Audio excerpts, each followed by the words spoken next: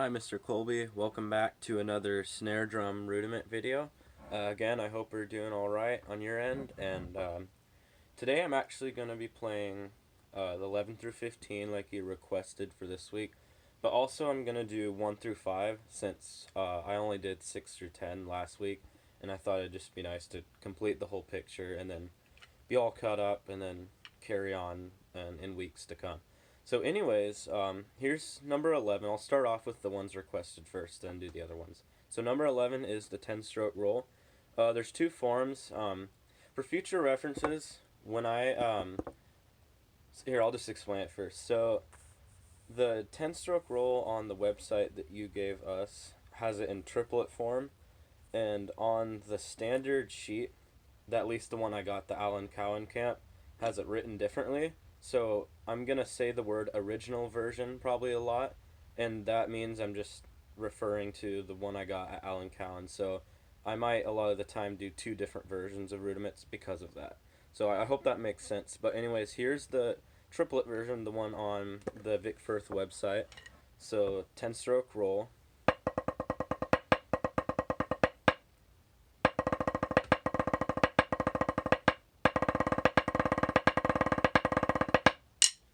Okay, and then there's that. Now here's the normal one. So ticka ticka ta ta, ticka ticka ta ta. So that's the difference between that and the other version. So here we go. I'm gonna do a little faster.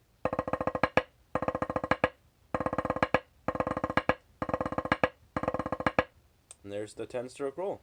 Now the 11-stroke roll, same principle for the other one. I'll do the triple and then the normal version. So here we go.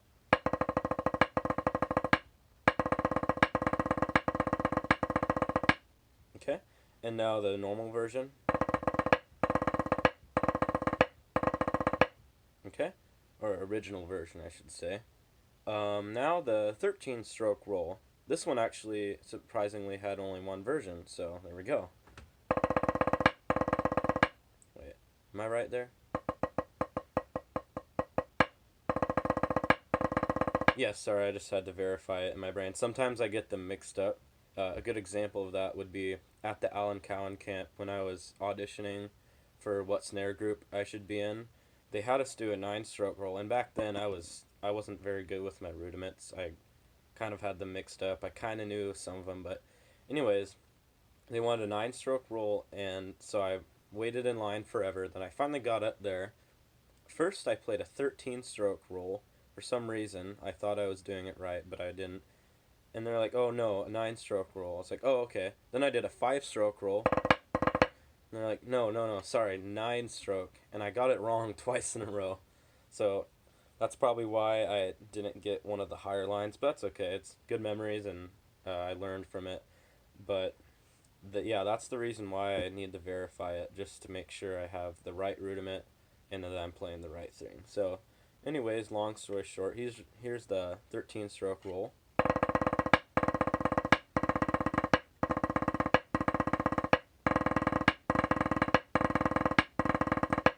Okay, and the 15-stroke roll, this one has two versions as well. Here's the one from the website.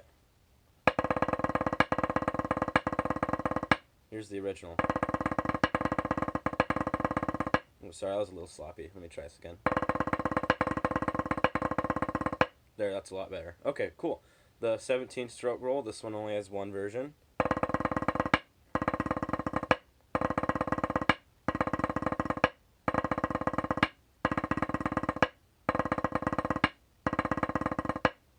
Cool.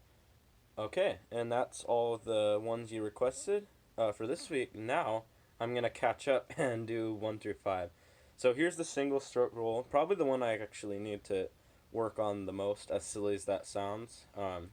It's just based on speed, and speed is actually probably one of the things I need to work on the most. But here's the single stroke roll with traditional grip. That's alright, but I can actually do it a lot faster with French grip.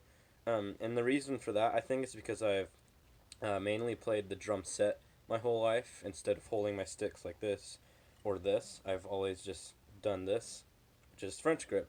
So here it is.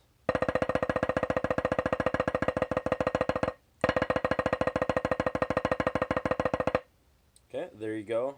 Sorry, the first time I did that was a little sloppy, so I corrected it.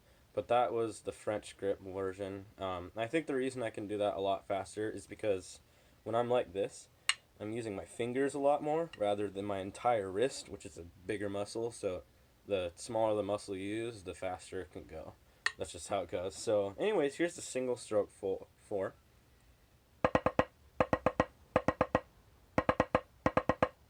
Okay.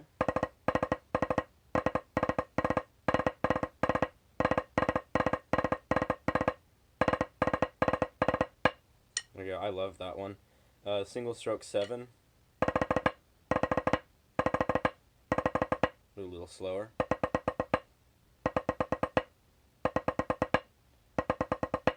A little faster.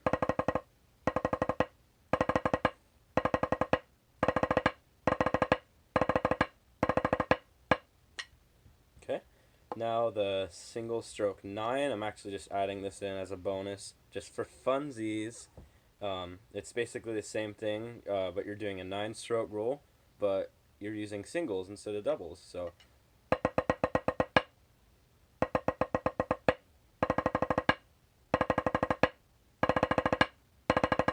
And I'll do that in French grip just to do it a little faster. Okay, well there you go. Of course I have a lot of things to work on, my traditional grip speed, single stroke speed in general, but here is number 4, the buzz roll or multiple bounce roll. And that sounds pretty good, but the thing is, with a practice pad, it's actually a little harder to get a good quality buzz roll sound, because normally you're supposed to do it on an orchestral snare drum. Now I might be wrong on this, but from my experience, this is what I've kind of come to conclude.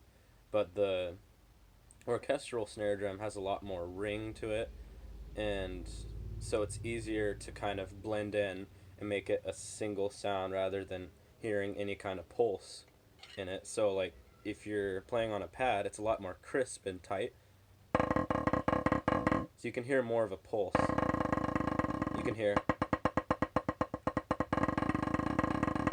You can still kind of hear that in the back of your head.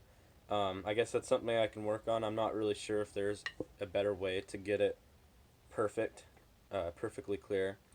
Hopefully that makes sense. Here's the triple stroke roll, last but not least.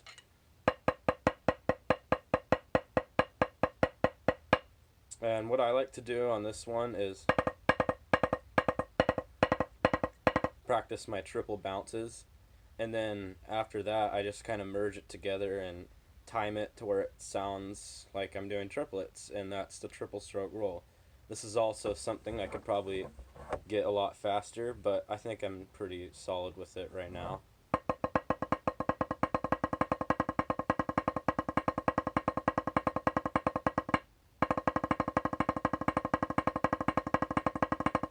And that's probably the fastest I can do it clean. But anyways, thank you for watching. I hope this all made sense. Sorry if I went into too long of explanations, but and hopefully this video sends, because it's pretty long, longer than normal at least. But thank you, Mr. Colby, and I hope you have a good day.